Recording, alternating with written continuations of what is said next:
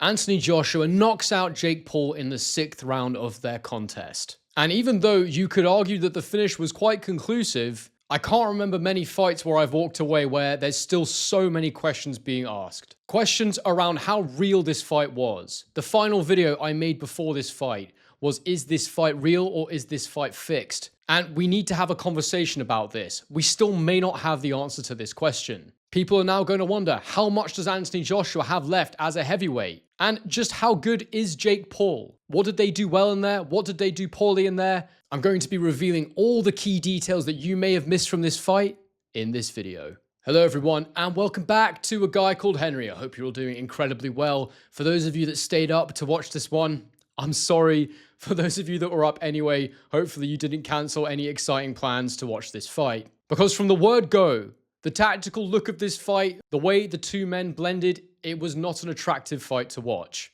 And many watched it in my live stream in sheer disbelief that Anthony Joshua was going rounds with Jake Paul. It seemed like an impossibility that the two men would be able to stay in there together for multiple rounds. Anthony Joshua being so much more the experience, so much more the physical and just better boxer with actual achievements in the sport of boxing. Jake Paul being the boxing disruptor, as they like to call him, influencer come fighter of sorts, who hasn't been in there with any current professional active fighters, let alone fighters who are at heavyweight. He's fought old MMA guys, he's fought journeyman boxers who have had a long time out of the ring.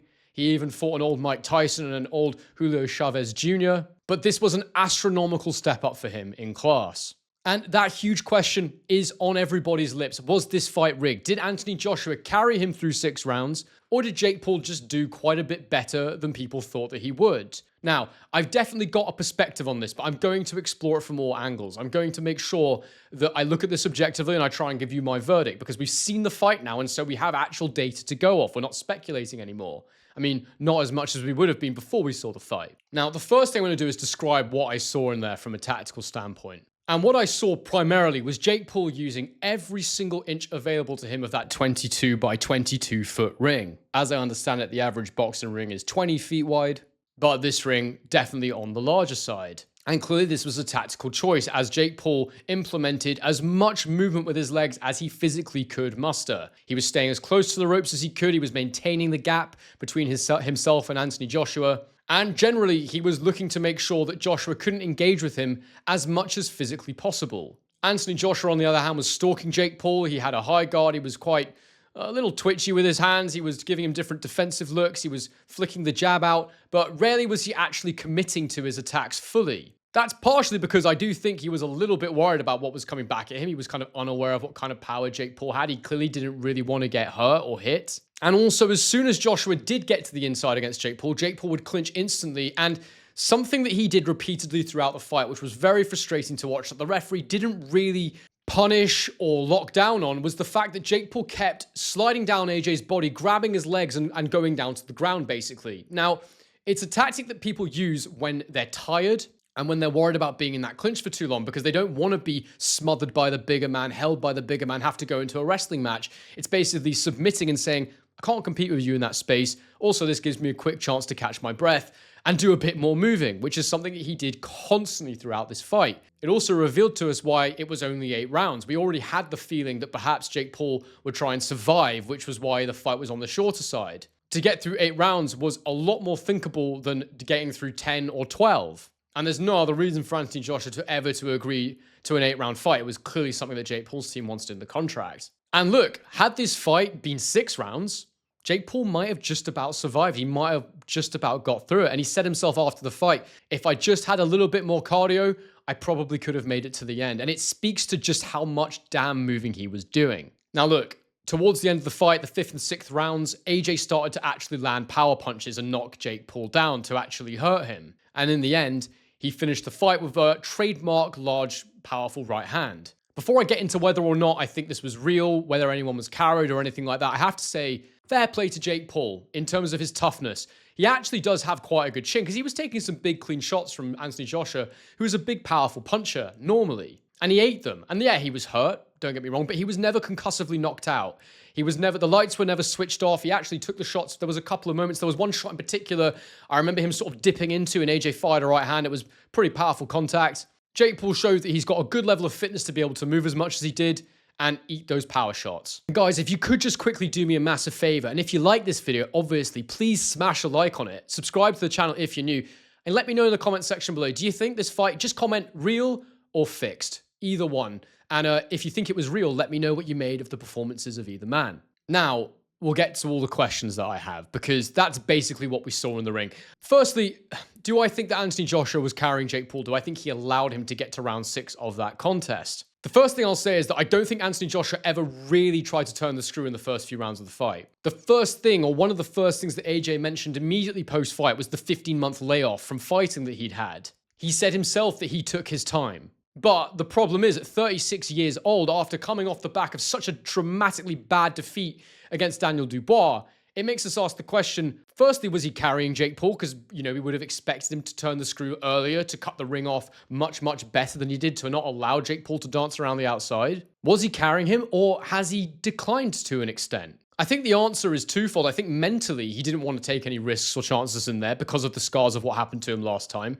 The fact he'd had a long layoff, he wanted to take his time to ease into the fight, to see what Jake Paul had. Because don't get it wrong, AJ was under pressure here to go in and perform, because if he lost, it just would have been so embarrassing and so terrible. And he's never been mentally the strongest, so I understand that. And with regards to how much he's got left, look, I definitely think Anthony Joshua was slowed down. He's definitely not in his prime anymore, but there's still something there. I think the reality of this fight, of the way it went, of the outcome, is actually just speaks to a truth in boxing that people very often misunderstand. I don't think that this fight was rigged. I just think that Jake Paul ran. And I know that people are going to find that hard to believe. I know that people are going to find it confusing. They're going to say, how can you even possibly run from AJ for 6 rounds, or nearly 6 rounds? How can it not be the case of Anthony Joshua carrying Jake Paul? Well, we have evidence and examples of this happening in boxing before. Instantly during the fight, my mind was going to when Malik Scott fought against Luis Ortiz. It was a heavyweight fight, and it looked incredibly similar in many ways. Luis Ortiz taking center in, Malik Scott continuously dancing round the ropes, round the outside, staying well away from Luis Ortiz.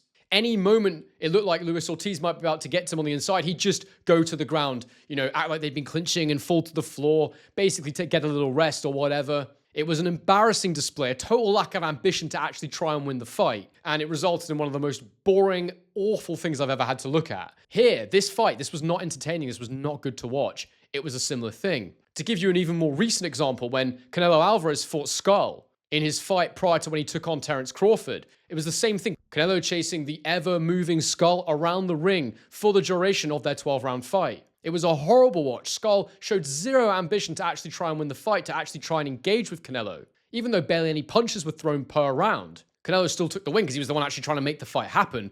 As I say, terrible to watch, but again, Canelo should have blasted Skull out of there, and based on the analysis I'd done before the fight, he absolutely would have if Skull had actually stood there and tried to engage with him. So what is my point here? My point is, if this was a fixed or a rigged fight, Jake Paul wouldn't have had to use such tactics. He wouldn't have had to go in there and constantly dance and move around the ring to the point of exhaustion, which is what we saw. He was so tired when he actually got stopped. I think a large part of why he got finished was because he was actually so fatigued from all the moving he was doing. And this reveals the truth that I am speaking to. If someone runs from you, it's incredibly hard to knock them out. It's very, very difficult. If you don't go in there to win, if you show a lack of ambition, if you're not staying in the pocket and trying to compete, it's almost impossible to hurt someone significantly. And we saw the reality of that tonight. Jake Paul moved constantly. Anthony Joshua found it very difficult to cut the ring off because Jake Paul was moving so damn much. But I think there's layered truth here. I think that yes, Jake Paul moved loads. That's why Anthony Joshua couldn't hurt him consistently throughout the rounds that we saw. Yes, Jake Paul started to slow down, which was why Anthony Joshua did start to get to him and cause him pain and punish him. But also, yes, Anthony Joshua isn't the same fighter anymore. He has slowed down. And yes, he's been out the ring for 15 months and he showed every little bit of that ring rust. I felt that even early on, there was moments when Jake actually threw a few shots. He did actually catch Joshua a few times. Joshua's not got the best defense in the world. It's not overly surprising to me that he managed to clip AJ here and there. The shots had no effect on AJ because AJ's just too big and strong for Jake Paul. But regardless, some people might have been surprised to see Jake have any success. And to me, I think that the one thing I would criticize AJ for here was that he didn't want to stay in the pocket all the time. There was moments when Jake Paul would come forward suddenly and AJ would take a couple steps back to get away from Jake Paul. Rather than standing there, taking a half step, catching and throwing, making Jake Paul miss and hurting him. The thing that worried me about this performance from AJ was a lack of bravery in the pocket, generally speaking, until later in the fight. I mean, it's hard when someone's moving a lot and they're being, a little bit erratic with their movements, but still, I didn't think Jake Paul could really hurt AJ. But also, I just felt like there was a lack of IQ from him. Constantly what we saw when they got to the ropes was AJ throwing the right hand, Jake Paul dipping under it, and then getting into a clinch. AJ didn't feint the right hand at any point, step back, throw an uppercut, try and create some kind of counter-punching opportunity for himself, draw the overhand right from Jake Paul and try and make him miss and make him pay. I just felt that it was quite an unintelligent performance from AJ. Even in the cutting off of the ring, what I really wanted him to do was to wait for Jake Paul to go in his direction and step in aggressively and throw bent arm shots to the outside. AJ just didn't do that in this fight, and it's something he's very capable of, or certainly was at a time in his career. I definitely felt like the safety catch was on, not because this fight was fixed, but because AJ was more apprehensive than possibly he needed to be. One thing I will also say, though, is that I do actually think that Jake Paul's defense is not bad. It's okay. And look, it's easy to have good defense if you're a decent professional fighter when you're not being ambitious with your offense, which is exactly what we saw in here. He wasn't really looking to lead off ever, so he was able to just watch what Anthony Joshua did, and then make his defensive movement. But still, there's obviously some level of skill there that he has developed. I still have no idea what level he is. I still really can't tell you. Could he win a British Cruiserweight title, for example? I don't know, maybe. Depends who the champion is, I guess. But what I'm trying to say overall is it's easy to look okay or better than you thought he was when he shows no ambition to win, when all he's doing is trying to survive and catch AJ with the odd shot here and there to show that he's kind of somewhat in the fight. The other thing that I want to talk about is I mentioned Jake Paul's chin before, but also I think we need to talk about Anthony Joshua's power. A lot of his shots were missing, yes, but even when he did land, Jake Paul wasn't knocked out concussively. Sure, he was like, wow, that's some power. I think he mentioned after the fight that his jaw was broken. I'm not sure you can talk with a broken jaw, so maybe it's a minor break or something else has gone on in there. I'm not too sure. Maybe he's just hard as nails and he's talking with a broken jaw. But either way, I do think we have to talk about Anthony Joshua's power, because I just wonder if at this stage of his career, 245 is too light for him to generate the maximum punching power that we've seen historically from him. He has had some big punches, some big knockouts in the 240s. I think of the Kubrat Pulev knockout, for example. When he knocked out Povetkin as well, he was down in the 240s for that fight. I think it was more to do with him landing a lack of clean shots, really. But yeah, AJ got in there, he boxed with him, he moved with him, and that wasn't really what he should have done. He really should have cut the ring off and been much rougher and more aggressive with Jake, I thought. And look, I guess the reality of it is, we're never really going to know if there was some kind of agreement that Anthony Joshua would carry Jake here. I mean, it's just not possible to say with 100% confidence. Do I think AJ could have taken more risks? Of course. At any point in any fight, a fighter could choose to take more risks. If I'm being really honest with you, if I'm using my logical brain and coming to what I think is the most likely conclusion, knowing what I know about boxing, based on what I've seen before, I just think Jake made it really awkward for AJ by moving a shitload in there tonight. He danced and he danced and he danced. That is undeniable. None of you can say that didn't happen. And I think we just underestimate how hard it is to actually take someone out when they're fighting that way. At the same time, he wasn't close to winning the fight. So that's kind of how it looks when somebody does that. So to me, this wasn't a fixed fight. I never saw any pulled punches from anyone. Both of them, when they threw, were throwing with full conviction. And what we saw was Jake Paul finding out that you can't move for that long without getting extremely gassed, and then Anthony Joshua stepping in and finishing the show. Do I think AJ showed a lack of intelligence in that combination punching? Yes. I definitely think he could have got things done more easily, much quicker. But what version of Anthony Joshua is this? After 15 months out, I'm still not really sure what we've got left there. It's difficult to say. And I guess this brings us to the final part of this video, which is where we ask, what next for both men? Well, Anthony Joshua called out Tyson Fury. He said, I want Tyson Fury. If this guy is serious, get him in a ring with me. Look, Tyson Fury has lost back-to-back fights, but based on what I've seen from both of them recently, he's got a lot more left than Anthony Joshua does in the tank. As much as it pains me to say it, because I'd love to think they could get in there and have a fantastic fight, a meaningful fight, a rivalry that has bubbled away for years. But the Anthony Joshua that we saw tonight against the Tyson Fury that I last saw in the ring against Usyk, I think there's only one winner there. I think it's pretty clear that there's only one winner there personally. But maybe Anthony Joshua can get himself sharper, get himself ready for future battles. Apparently he's having another run out early next year, so it'll be interesting to see, depending on who that's against, how he performs in that one. I'm willing to give him some leniency because of the fact he's been out the ring for so long, but other than that, aside from the fact that Jake Paul fought with very little ambition, and AJ did essentially get the knockout, yeah, I can't say I was impressed by him in there. He didn't show me anything I didn't already know about him, and honestly, if anything, he's just raised a few concerns for me. For Jake Paul, I guess it's the ideal outcome here, because he's won. He's won in the sense that he's got through multiple rounds against Anthony Joshua when people were saying he wouldn't get out of the first round. He showed that he's tough. He showed that he has an understanding of defense in boxing, that he can, get away from specific shots and he can survive in there. He hasn't really shown me that he can particularly win rounds. He hasn't really shown me that he can go in there and beat a decent level opponent in the cruiserweight division or even the light heavyweight division. Definitely not the heavyweight division. I still weirdly don't know how good he is because he hasn't tried to win rounds there, and survival is different from winning rounds. I explained in my pre-fight video, the concept of the journeyman exists where they go into fights to not actually try and win. It's kind of what Jake Paul did in there tonight. He went in there to try and survive and, just get through the rounds.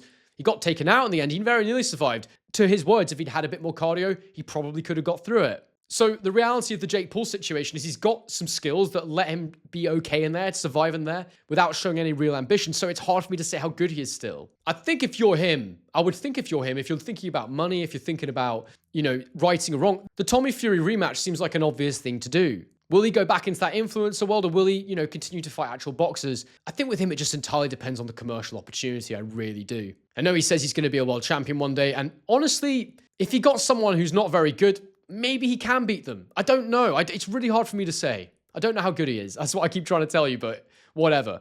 But look, guys, I'd love to know what you think. Please get in the comments section below and let me know. Do you think this fight was real? Do you think it was fixed? What did you make of their performances? And what would you like to see each man do next? Please smash a like on the video if you've liked it as well. It really helps to support my channel. And make sure you subscribe as well if you're new to the channel.